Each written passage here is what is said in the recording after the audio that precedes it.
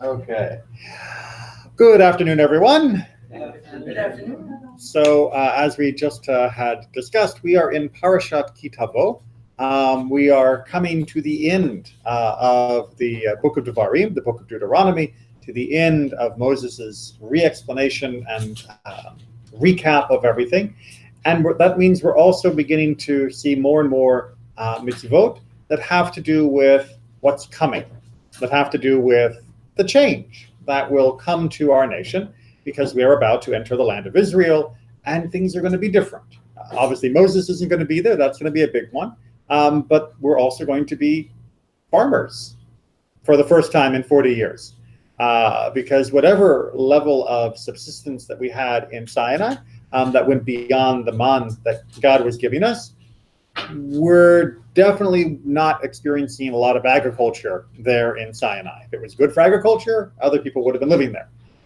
Which means now in the land of Israel, we're going to have a lot of mitzvot that'll kick in that have to do with our use of the land, our harvesting of the land, and what we do with that. Make sense? Good. With that short introduction, then, we are going to start right at the beginning of Tavo, page 1140. This is chapter 26, verse 1. 1140 if you're playing along in the Eitz Chaim Chumash. If you have the home edition, it may be a different page. Good. Volunteer, thank you. When you enter the land that the Lord your God is giving you as a heritage, and you possess it and settle in it, you shall take some of every first fruit of the soil, which you harvest from the land that the Lord your God is giving you. Put it in a basket, and go to the place where the Lord your God will choose to establish his name. You shall go to the priest in charge at that time and say to him, I acknowledge this day before the Lord your God that I have entered the land that the Lord swore to our fathers to assign us. All right, pause right there. What are we talking about here? This is the process known as Bikurim, the first fruits celebration. It wasn't just fruit. It could be produce of other types as well, not just apples and pears. So what I want to focus on, however, this little section is what is the declaration that the farmer is making? Right? I acknowledge. What is he acknowledging in this? Is he acknowledging being thankful for the crop? For the crop? No. He doesn't actually say, I want to acknowledge God's giving me of this produce. No, it's giving me a heritage, giving me a land. The land. Okay. It's a heritage. I'm here. We're here. Yes. So he's acknowledging we're in Israel. And that is for him, at this point, a focal point being the dirt. Is yours. The dirt under his feet. Right? So why is he thanking God for the land when he's bringing the produce? This one's obvious. Because without the land. Without the land, you wouldn't have the produce, right? So normally we talk about thanking God for food, but this is reminding us that the food depends on the land, right? You don't get grapes without dirt for the grapevines to grow out of. You don't get wheat without dirt for the wheat to grow out of. And so he's thanking God first and foremost for the land, but then there's this little kicker at the end of the sentence, right? It's not just thank you, God, for this land that you have allowed us to settle in and establish ourselves in. Why do we have this land? It was promised. Sworn to our fathers. It's a heritage. Sworn to who? Our fathers. The ancestors. Exactly. Right? So the food is dependent upon the land, and the land he is acknowledging is dependent upon the ancestors. That's your heritage. That's your heritage, but it's also something that you've inherited rather than earned yourself. Right. Right? If I say, thank you to my ancestors for this house, I'm acknowledging I didn't build the house. They built the house and they left it to me, and now I enjoy the house, and I'm very grateful to them for the house that I'm enjoying. Not a lot of people do that anymore because our houses aren't built out of rocks that will last for 400 years. at least not so much in this country. But that used to be the way it would work. And here what he's saying is that for the food that I have gathered, I am grateful to the land, but I acknowledge the land is only mine because of the promise God made to our ancestors. Which means we're going to have to unpack a little bit of that whole ancestor thing to truly understand what the gratitude is that this person is expressing. Make sense? Yeah. By ancestors, are they referring to Abraham, Isaac, and Jacob specifically? Ambiguous at the moment, but as we keep reading, I think it'll become clear.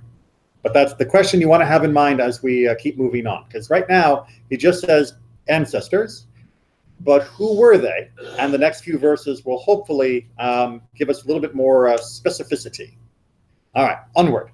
The priest shall take the basket from your hand and set it down in front of the altar of the Lord your God. You shall then recite as follows before the Lord your God. My father was a fugitive Aramean. He went down to Egypt with meager numbers and sojourned there. But there he became a great and very populous nation. The Egyptians dealt harshly with us and oppressed us. They imposed heavy labor upon us. You know, this sounds awfully familiar. Yeah. Anyone recognize where outside of the Torah we often read this text? It's from the Haggadah, right? This is the centerpiece of the Magid, of the retelling of the Exodus that we recite on Passover. Now, there are many different ways to do the retelling. The Haggadah itself contains many different ways of doing that retelling. But this is the sort of central narrative version that is used as a passage in order to retell the experience that we had that led us both to Egypt and out of Egypt. So to come back to our question then, who is this promise made to then? This is, first one is Abraham.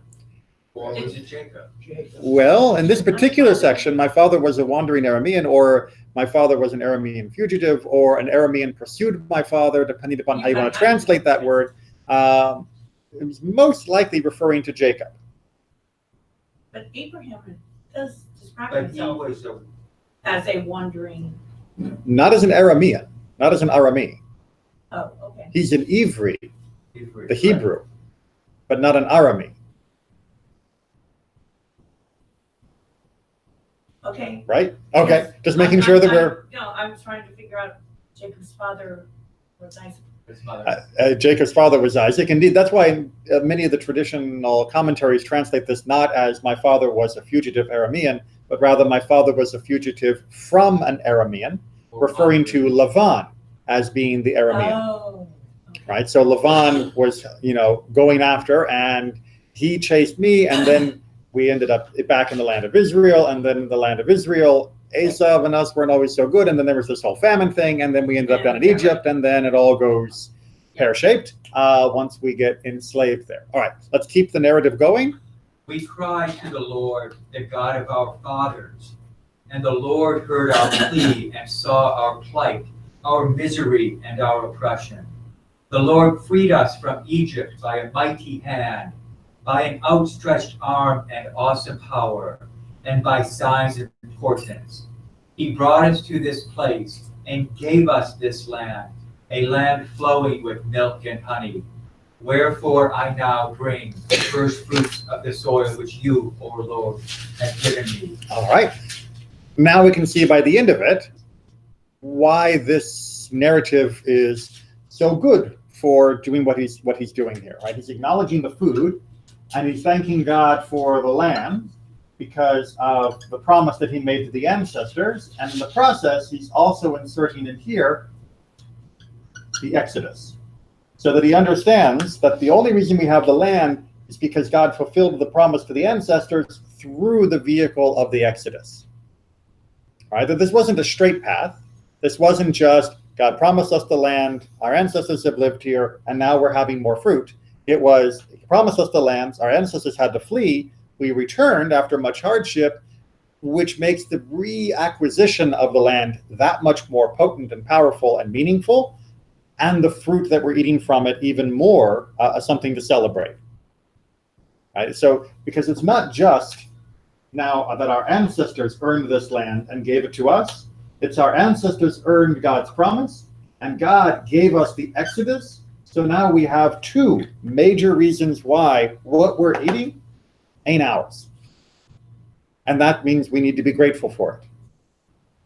Does that make sense? You see how this formula that's being recited here is actually forcing the reciter to be explicitly humble in the origins of our people, of the debt that we owe to our ancestors and the debt that we owe to God, even as I'm carrying literally the fruits of my labor, right? Which is, as we've talked about before, usually the pinnacle of self-arrogance and self-satisfaction is when you are holding the fruits of your labor. And this declaration is saying, yeah, great job using what God gave you and what your ancestors earned from God in the promise in the first place.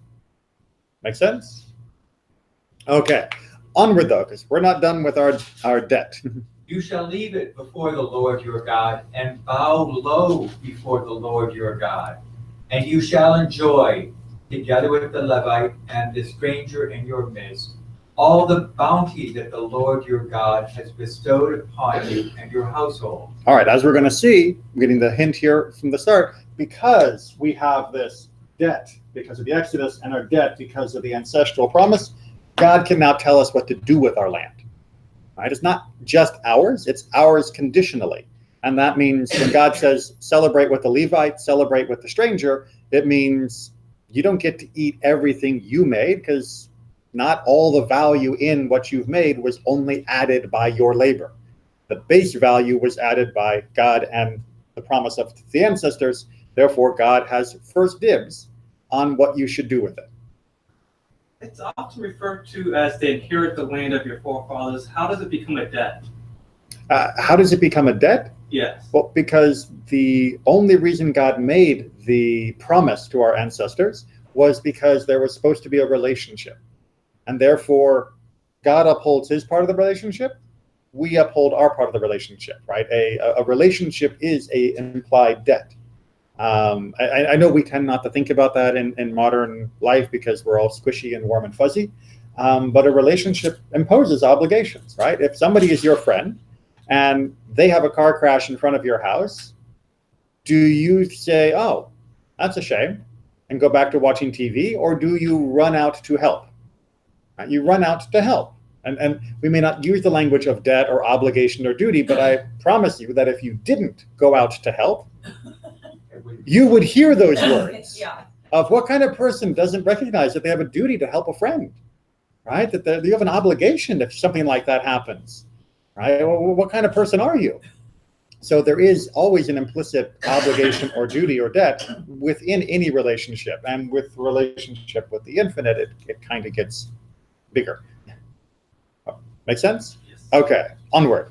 When you have set aside in full the 10th part of your yield. Right, the tithing, we've talked about it before in other classes. In the third year, the year of the tithe, and have given it to the Levite, the stranger, the fatherless, and the widow, that they may eat their fill in your settlements, you shall declare before the Lord your God, I have cleared out the consecrated portion from the house, and I have given it to the Levite, the stranger, the fatherless, and the widow, just as you commanded me.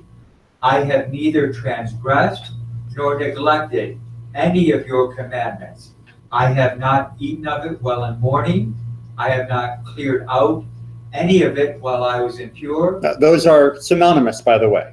I know that in modern times, again, our mourning practices are very different. Most people, when they go into mourning, are unlikely to come into contact, perhaps even to be in the same room with the deceased. That was the norm.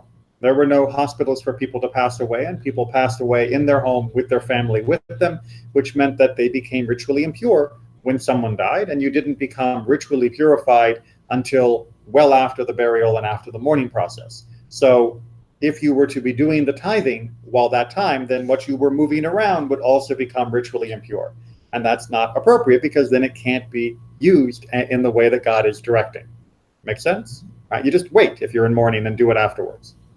and I've not deposited any of it with the dead. I have obeyed the Lord my God. I have done just as you commanded me. Look down from your holy abode from heaven, and bless your people Israel and the soil you have given us, a land flowing with milk and honey, as you swore to our fathers. Wow, got the whole ancestor thing going again, right? That we are really reinforcing this idea that God has a debt to our fathers, our ancestors. But notice what we're also inserting here, which is running out of room.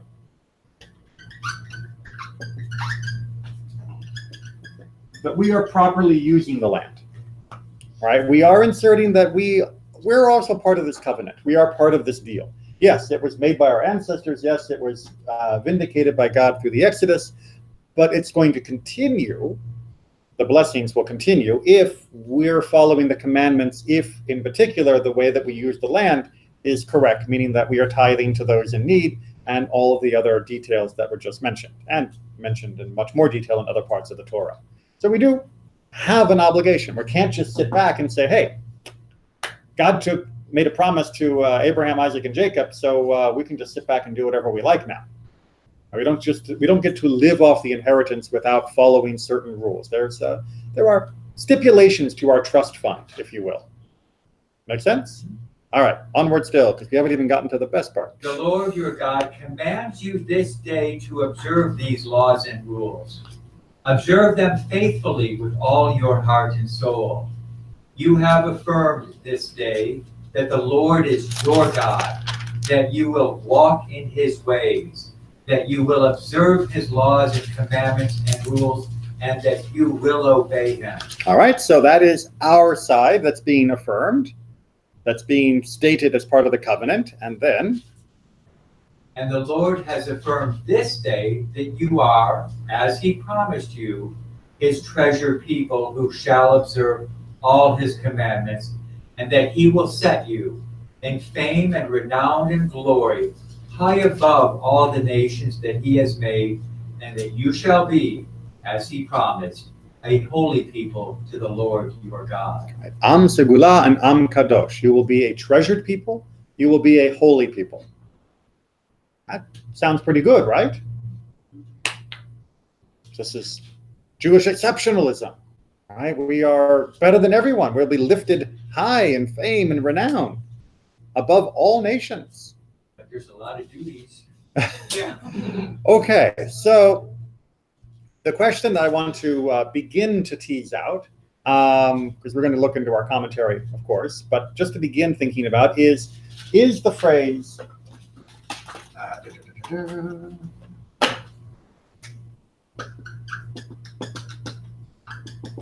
treasured, is that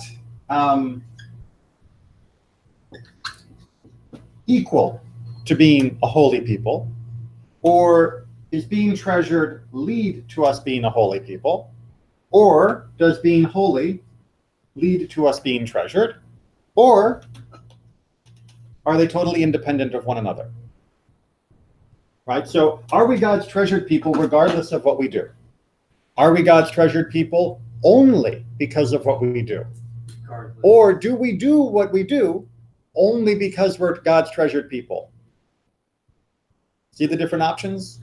Regardless. Regardless, right? So one option would be to say, we are Am Segula, we are God's treasured people, the same way that if I have a child, I will love this child more than anyone else's kids, even if my kid is rotten. Right? I'm not gonna have a place in my heart that's bigger for someone else's kid than my own kid, even if that person is the Nobel Prize winning philanthropist, lovely person, genius, artist, whatever. It doesn't matter that my kid is in the biker gang. I'm still going to love my kid more than someone else's. So that's one option, is to say that the Jewish people are Am Segula, we are treasured, done. And we have an option to also be a holy people if we do all this other stuff. Or the other option would be that we are treasured because we have this capability of becoming holy, that we have the access to God through Torah, and therefore our treasuredness is dependent. It's contingent. It is based on our behavior. Lose the behavior, lose the status. Nah, I guess we'll see the commentary. I guess we'll see the commentary. It raises issues with the covenants with Abraham. Okay, so it raises issues with the covenant, right? Because remember, we kept talking about our ancestors, our ancestors, our ancestors. Well, if the covenant with our ancestors is what we're relying on, then when God made that covenant, he made it with them, not us, which means it's not contingent on us, right? It depended on Abraham, Isaac, and Jacob being so great, but God made it with them before we even existed. Therefore, our behavior shouldn't affect it, right? If I am owed $1 million by some company that I invested with, and I die, and the company says, "Oh dear," but we still owe his estate that $1 million, they don't come and see whether or not my kids are the same type of people as I am, or the same, worthy investors, or whatever we want to say as some judgmental term. They say, no, we owe the estate $1 million because he owned this piece of stock, and therefore his estate gets the $1 million. And if they're all worthless scoundrels, too bad, they still get the $1 million. And if they're loving, living saints, okay, they get the $1 million because the debt is a debt. Or do we say, that's not the kind of debt that God took out here? That's what we're going to be. The underlying issue here is chosenness. What does it mean to be God's treasured people? And what does that mean vis-a-vis us and other nations? And what does that mean vis-a-vis us and our own destiny and our own behavior? Chosenness is a concept that has had a rough history over the last 200 years, to say the least. So we will be touching on some touchy subjects. All right, so let's go ahead and start off with some phrases from Isaiah that may confuse the whole issue. In that day, there shall be a highway from Egypt to Assyria. All right, so this is not just talking about what the DMV is doing. Messianic vision. Right. So we're talking messianic vision, right? End of days. Now, why Egypt and Assyria for there to be a highway between them? What does that mean? Well, imagine if I were to say, in that day, there will be a bullet train running from Seoul to Pyongyang. What have I just said? Pyongyang being capital of North Korea, Seoul being the capital of South Korea. Or imagine during the height of the Cold War. Unified. It's unified, right? The two enemies, two implacable foes that have constantly fought, often through us, are going to be so much at peace that it'll just be like a common road right between them, right? People will just be able to travel back and forth in peace and easily. They will no longer be in conflict. So Assyria and Egypt are two of the biggest enemies at the time of Isaiah that you could ever think of. To say that they would have a road that would stretch between them is to say they will be ultimately at peace. The Assyrians shall join with the Egyptians, and the Egyptians with the Assyrians. And then the Egyptians together with the Assyrians shall serve the Lord. Whoa, what? They're not going to be worshiping their gods anymore? They're going to be worshiping the God, our God? They're serving. Serving God, right? I mean, that's even more mind-blowing than the idea that they would be at peace with one another, is the idea that they would come to be on the right side of theology. Given Egyptian and Assyrian proclivities for their idolatry, this is kind of like, whoa. And then Isaiah pushes it further. In that day, Israel shall be a third partner with Egypt and Assyria as a blessing on earth. For Adonai Tavo will bless them, saying, Blessed be my people Egypt, my handiwork Assyria, and Israel, my inheritance, possession, my very own. Anyone who is merciful, God is merciful towards them, as it says, and give thee mercy, and have compassion on thee, and increase thee. All right, so actually that was a little extrapolation. That was from a different text. Sorry about the cut and paste. Isaiah actually finishes with the line of Israel, my own, right? So Egypt, my people, Syria, my handiwork. Is there an equality of nations then? I thought we were the treasured people. But he comes to this time, there'll be two other nations as well. As well, and There's something special about Israel here. is there? I mean, these are synonyms, right? I mean, if we use the phrase, Israel, my people, Am Yisrael, right? We say Am Yisrael, the people of Israel. We use that to mean we are God's people.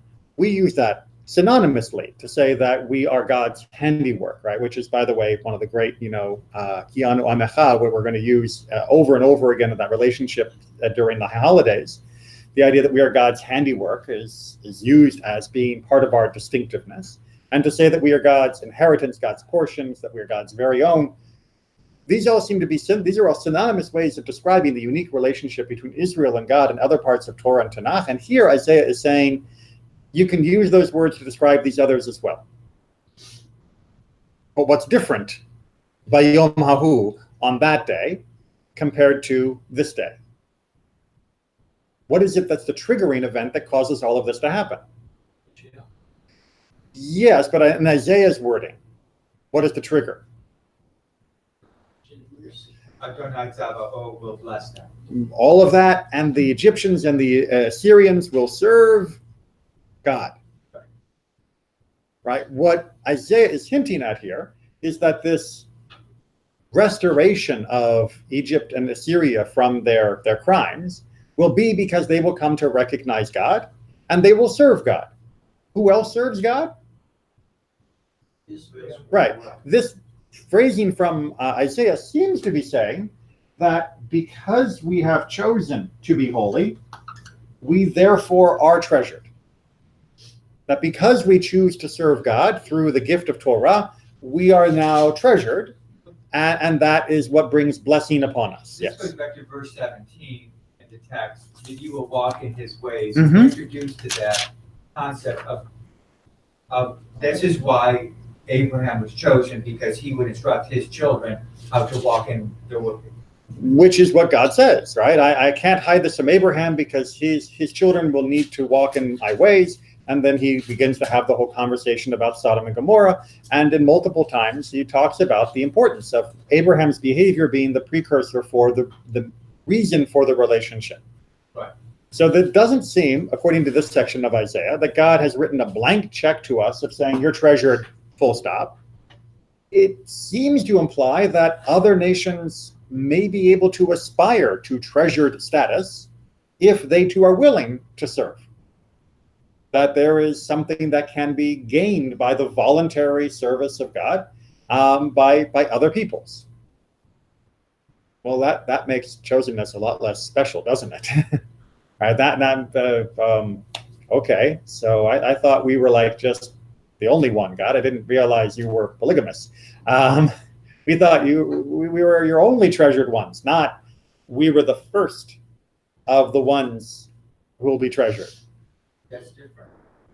It is, especially because in Aleinu, the next paragraph, we tend to focus on being rather unique.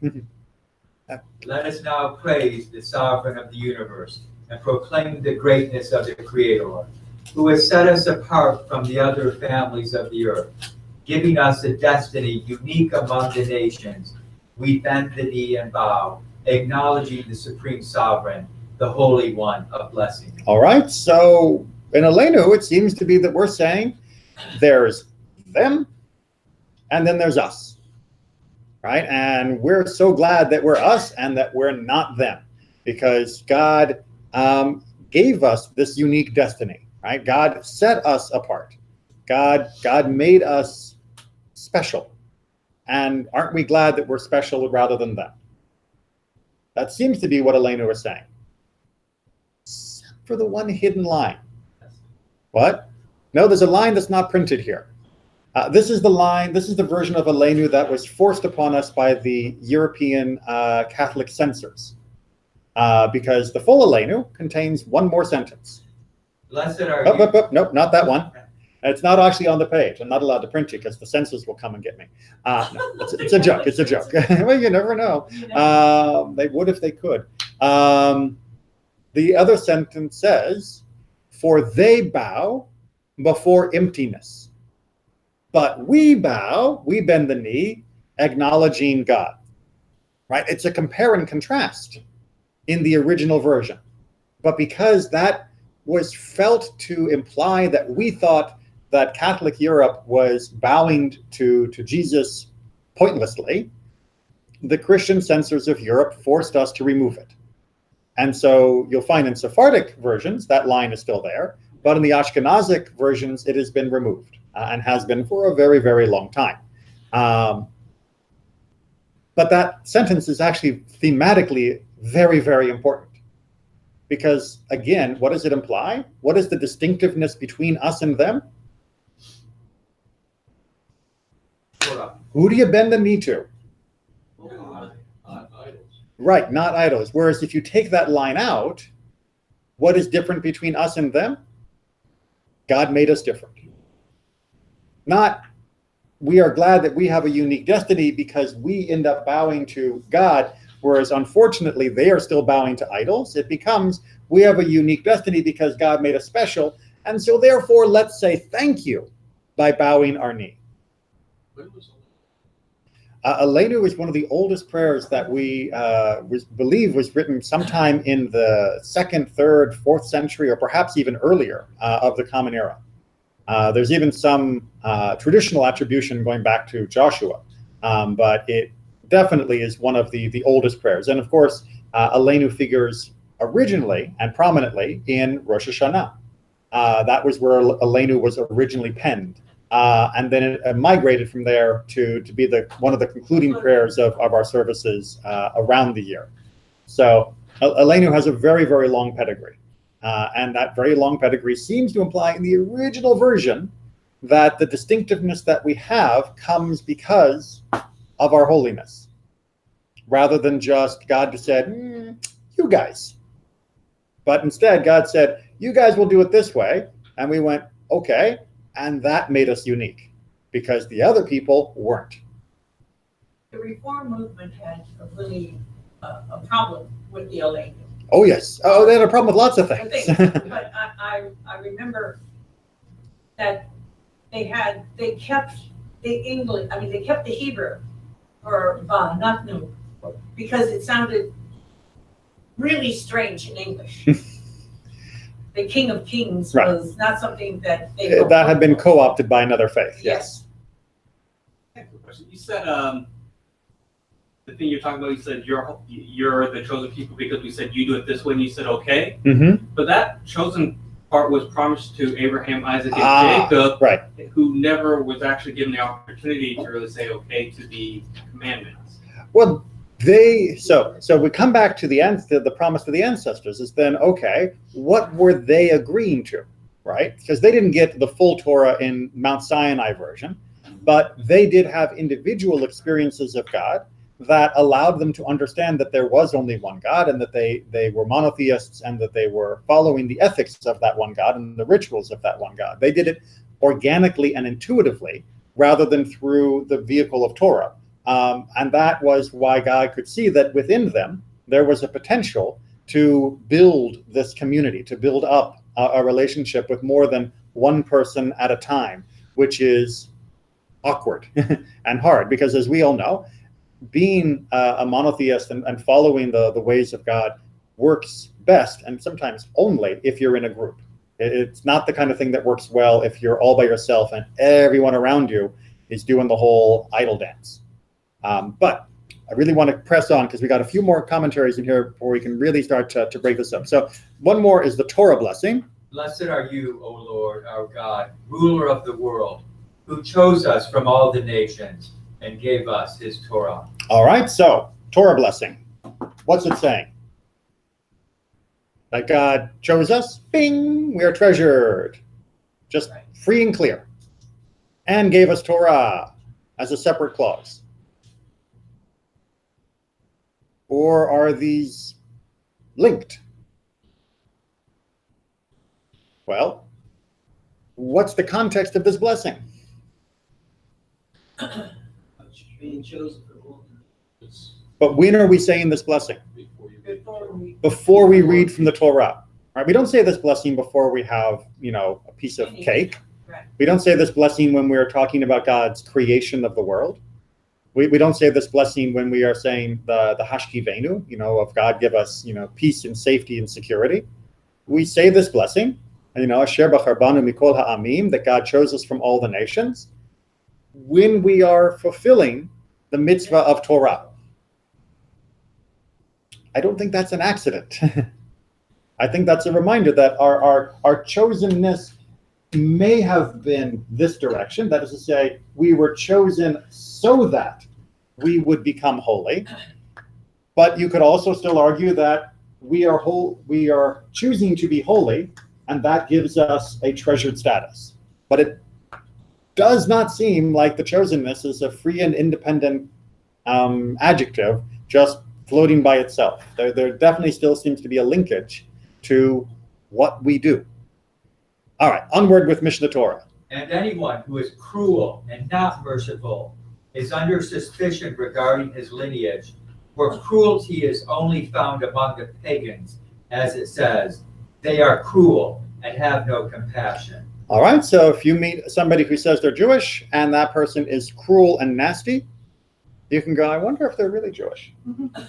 Yeah. Well, unfortunately, we have that kind too. We do. But so what is Rambam trying to say here? Right? Is he really trying to say that if someone is mean, that we don't give them an aliyah anymore because we think they're not Jewish? No, not exactly. But he's trying to say being mean or cruel is so deviant from what it is to be a Jew that we must act as though you're from a different family, a different nation, because that can't be possible. Because, again, there's meant to be a feedback that's going through this. If you are Jewish, you are supposed to be holy. You are supposed to be following the commandments. That's why you are Jewish. And if you break that loop by getting rid of the holy part, then we got to wonder about the other part. Notice where this is in Rambam's teaching in Gifts to the Poor. Notice what was the main example of a do in all of this discussion leading up to this treasured and holy nation.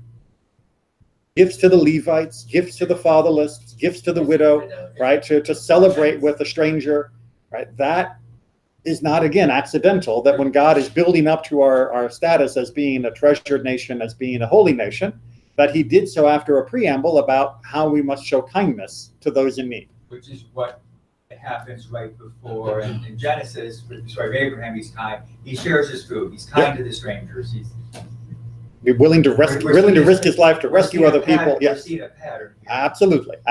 All right, onward. Anyone who has compassion for God's creatures, it is known that he is of the descendants of Abraham, our father. And anyone who does not have compassion for God's creatures, it is known that he is not of the descendants of Abraham, our father. All right, so this is where you begin to get the link, what Rambam was drawing off of. In the Talmud in Beitzah, it says, if somebody is treating others with kindness and compassion, they are a true descendant of Abraham. Does that mean only Jews who are kind and compassionate? No.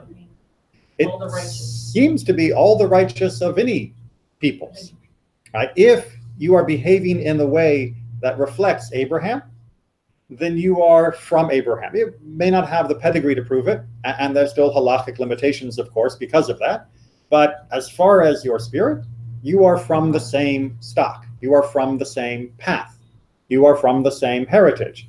And if you don't have those compassion and merciful characteristics, then it's less likely that you are actually from Abraham. Right? So again, what he is saying here, or what the Talmud is saying here, is that the treasuredness is really more a reflection of our behavior rather than a blank check to excuse whatever we do.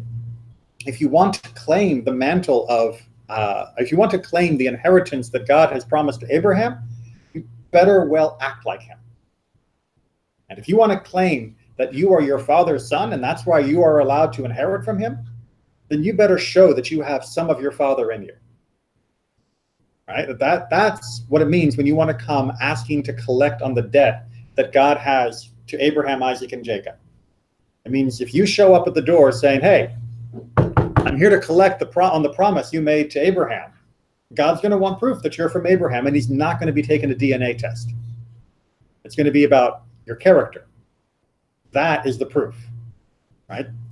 So the Nobel Prize winner comes before the biker son?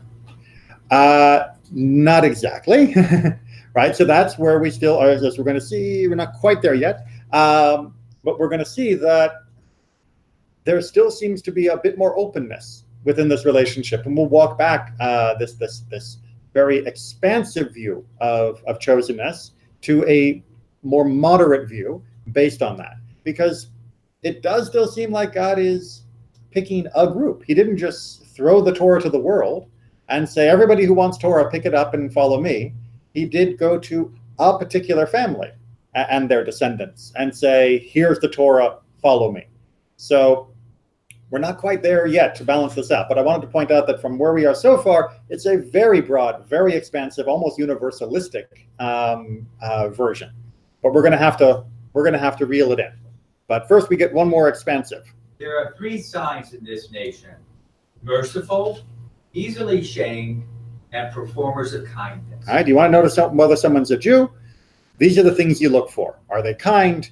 Do they get embarrassed? Being embarrassed isn't a bad thing, but being embarrassed means you're actually considering what you're doing and whether or not it was the right thing to do or not.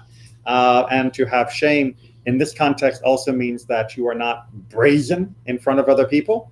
And of course, performing kindness. So mercy, having limits on your behavior, and performer of kindness. Those are the hallmarks of Jewish people. All right, Derech Hashem, slightly different take.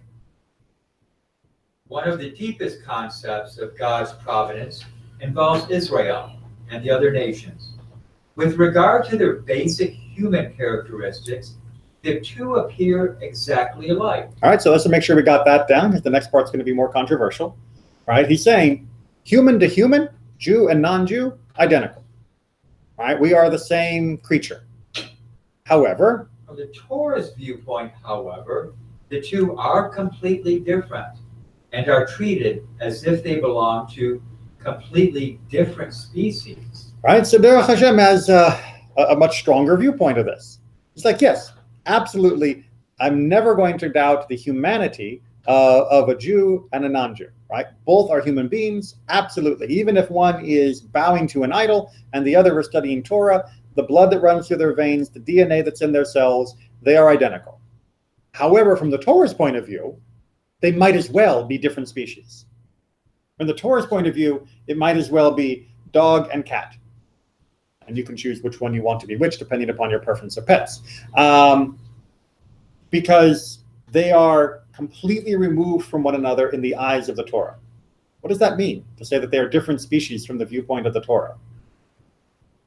Their behavior is radically, say the difference between bonobos and chimpanzees. I know you like nature Analogies, yes. but bonobos, chimpanzees are known to murder. Let's eat meat. They fight a lot. Mm-hmm. Bonobos don't do those things, but they're almost identical genetically. They look alike. Right. They both live in the same places.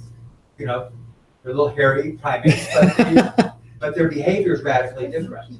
They are both very cute, except one will murder you and the other will And tear your face off. Yeah. not murder you, but they'll do other things that go back to that whole having shame. Bonobos are very promiscuous in other ways. So neither one of which are a role model, by the way. But the idea would be that the Torah is not concerned about our DNA. Right? The Torah is not concerned about our blood lineage. Our Torah is not concerned about whether we can interbreed. The Torah is concerned about whether our actions and the culture that we build around us is correct or incorrect. And among the idol worshippers, their cultures were flawed. I know that doesn't sound very good and PC and all of that, but there are some times where you have to point out that murderous circuses and gladiatorial sports and human sacrifices, that's all wrong. Right? That's not something that we should be tolerant of as a cultural diversity. That's wrong. And that's what Derech Hashem is saying here. He's being very explicit. This is not about race. This is not about genes. This is not about anything that is later used by many other fools to divide up humanity. This is about one culture and other cultures. And at the time when Israel was being formed, the other cultures were fundamentally flawed. and Israel, at least, had a chance not to be. Again, going back to why then my son versus the biker versus the Nobel Prize winner, because the biker grew up saturated within a certain setting that would allow him and the setting to grow and be more fertile ground for the right kind of behavior. Is that a guarantee? No.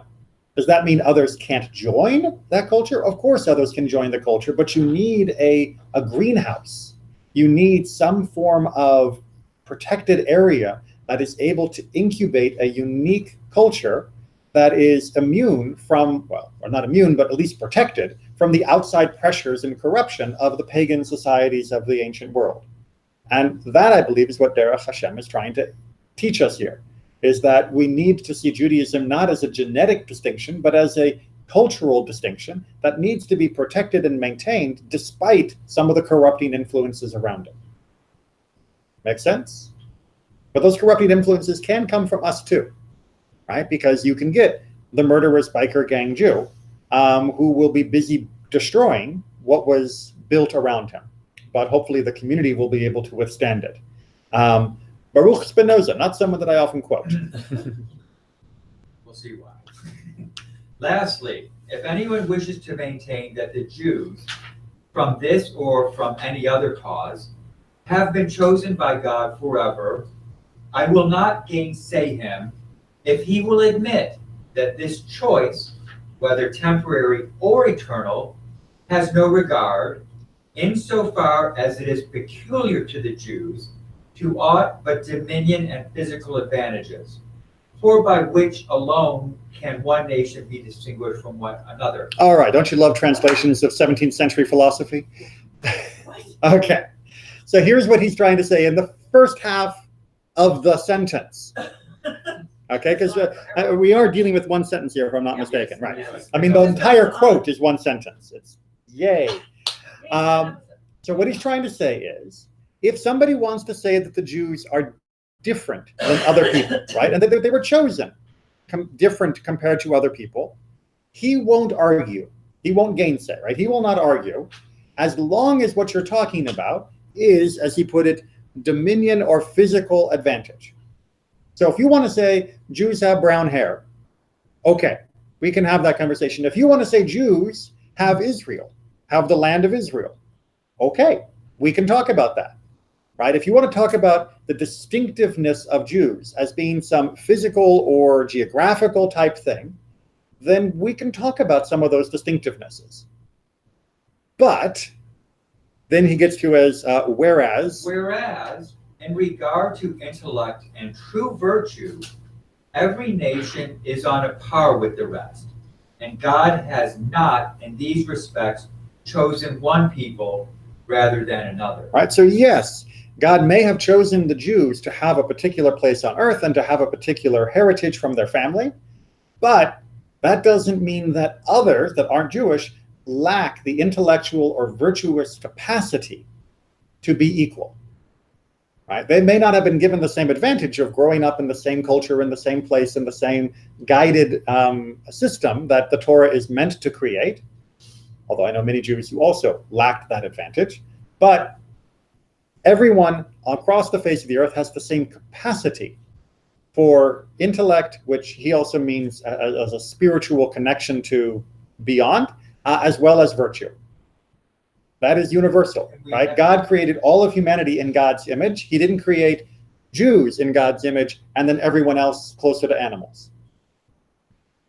Jefferson and some of the early founding fathers did read Spinoza, and where this idea of all men are created equal comes out of this line of thought. It very much does, although unfortunately many of our founding fathers still had severe limits on what they meant by all men. And they also had severe limits on the fact that they really believed in the min part as a gender-specific label, to the exclusion of women, they would have argued did not have the equal capacity for intellect and virtue. At that time, that was a radical idea for Spinoza. Well ahead of his time, and very modern and very helpful in developing the ultimate ideas of equality of all people.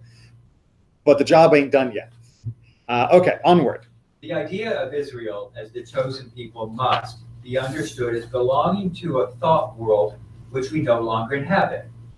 Nowadays, for any people to call itself chosen is to be guilty of self-infatuation. You got to love Mordecai Kaplan.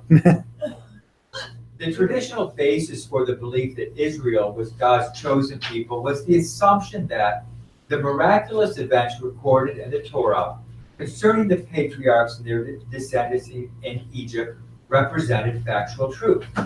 Which, of course, Mordecai Kaplan denied. He did not believe there ever was a guy named Abraham. He did not believe there ever was an Exodus.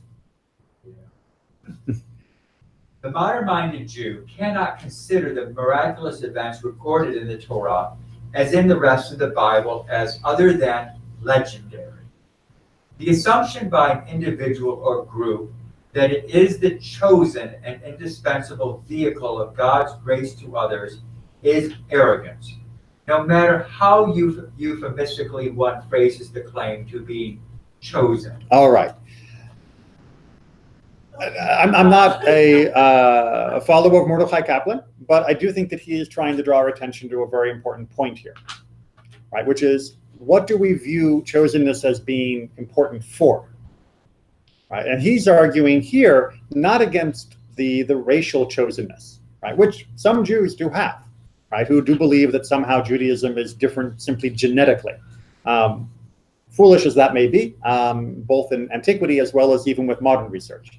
What he's arguing against is those who believe that Judaism is chosen as the light to the nations and the only light to the nations. That God created one beacon, he called it Judaism, and without Judaism, all of humanity would live in darkness and would despair and would have no knowledge of God. The second to last sentence behind you, that any group feels it is the chosen and indispensable vehicle of God's grace. And this is a direct, the Christians are certainly mid-century, 20th century, that was pretty much.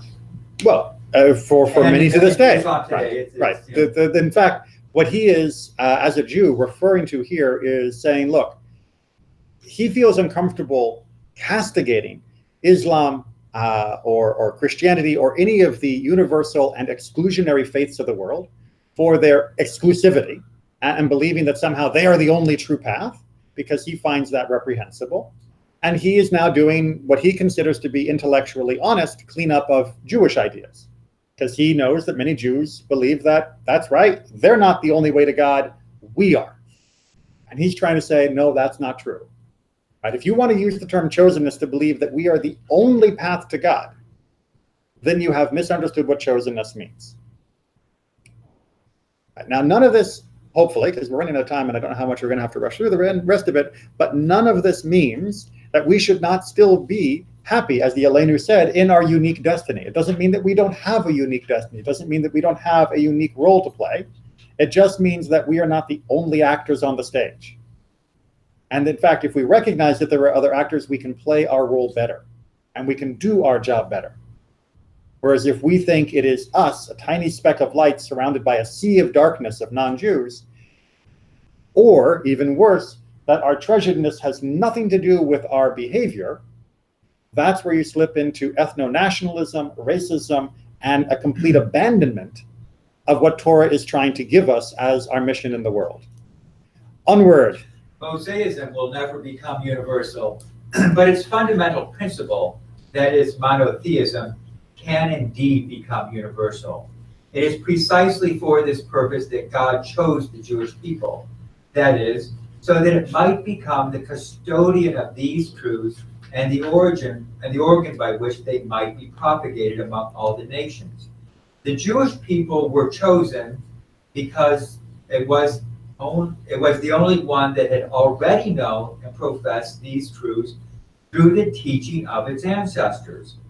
Revelation to any other polytheistic people would have been fruitless, for without the advanced conviction of the unity of God, any revelation, no matter how indisputable, would leave in its wake a doubt that some other day, some other God might reveal himself and impart different and contrary doctrines. All right, so I love Shadal, as I think any of my regulars know. So what is he saying here? He's saying that Judaism has a very important role to play, not exclusive necessarily, but of preaching monotheism, the idea that there is only one universal God. And that doesn't mean everyone's going to become Jewish, but we want everyone to become monotheistic. And to answer the question of, well, why are we still linking up to that whole ancestor idea? Why was that so big in Tavo? Why do we keep looking back to Abraham, Isaac, and Jacob and their families? Why? Because God needed to start somewhere.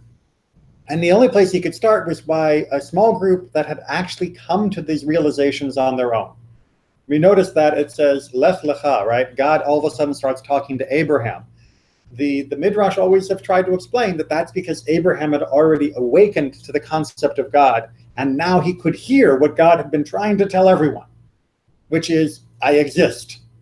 And once he found within Abraham and then Jacob and then Isaac and their families, the kernel, then he knew he could reach to the descendants because they would have at least been made aware of this idea of monotheism. Whereas everyone else in the world, if you went up and said, there's only one God, if he wants you to do this stuff, would have said, well, no, there are hundreds of gods, or there are dozens of gods. And it needed that family to break the ice so that God could actually get to a group that could then grow in this understanding. And then that group could be, as he put it, the custodians of that, to be able to share it to everyone else. And then everyone else continue to share and continue to grow, even if they didn't become part of the Mosaism. I love that translation. Part of the Mosaic faith.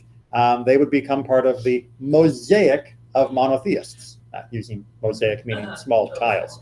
All right, Abraham Joshua Heschel, also a favorite. You shall be for me a kingdom of priests, a holy people. Sounds familiar. What is the reason for Israel's election? The meaning of its distinction.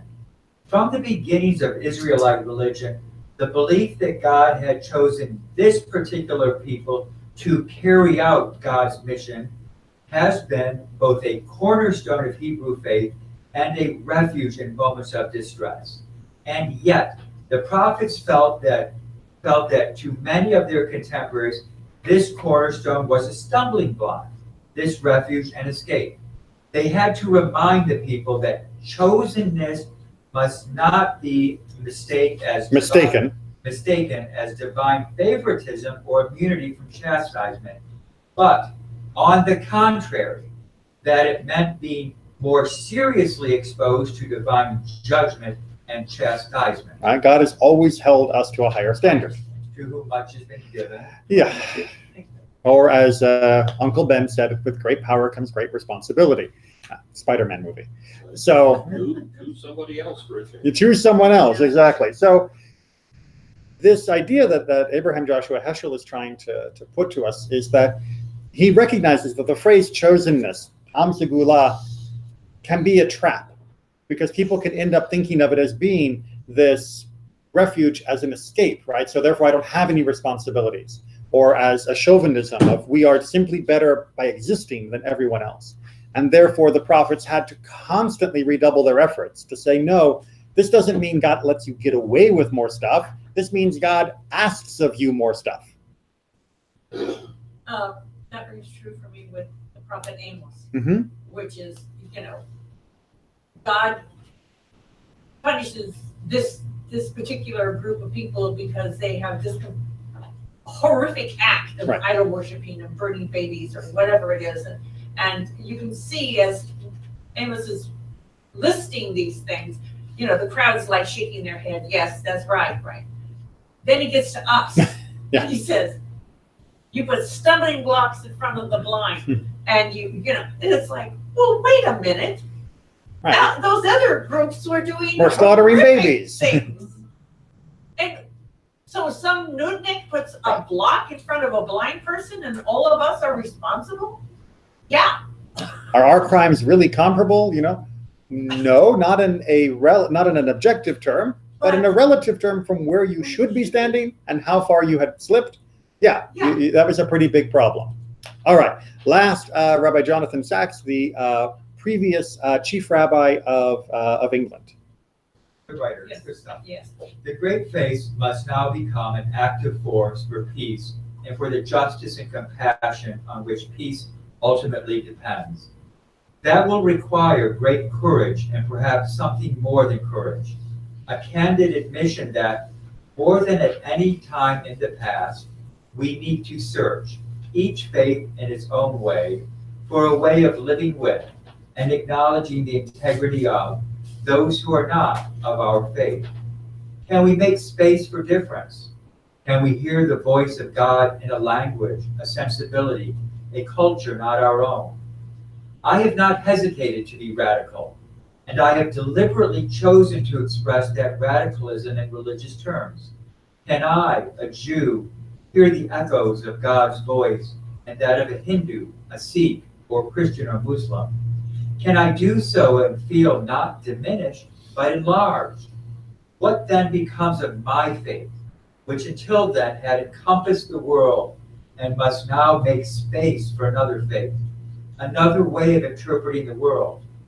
God has spoken to mankind in many languages, through Judaism to Jews, Christianity to Christians, Islam to Muslims. God is God of all humanity, but no single faith is or should be the faith of all humanity.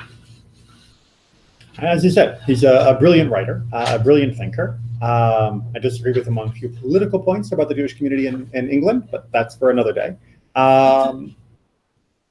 What he's trying to drive here is that the fact that we are Am Segula and Am Kadosh, that we are a holy and treasured people, is not meant to diminish the rest of the world, and it is not meant to create a unique and an inconsequential status in our own mind of superiority over others. It is supposed to be that we recognize that God has spoken to us, to our people, through our faith, and that has given us a particular path to walk. But there are other paths that others have been given to walk, and they can walk towards God on those paths. We have particular standards for that, right? We don't believe that every path is equal.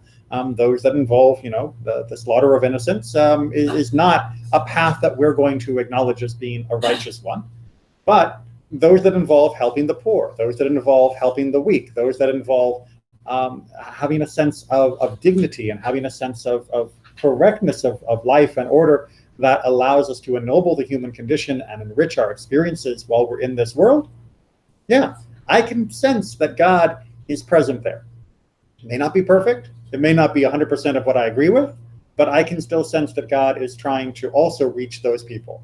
And that takes nothing away from my absolute joy that I have been given this path to walk. And this path to walk is one that we all should treasure and see as being holy.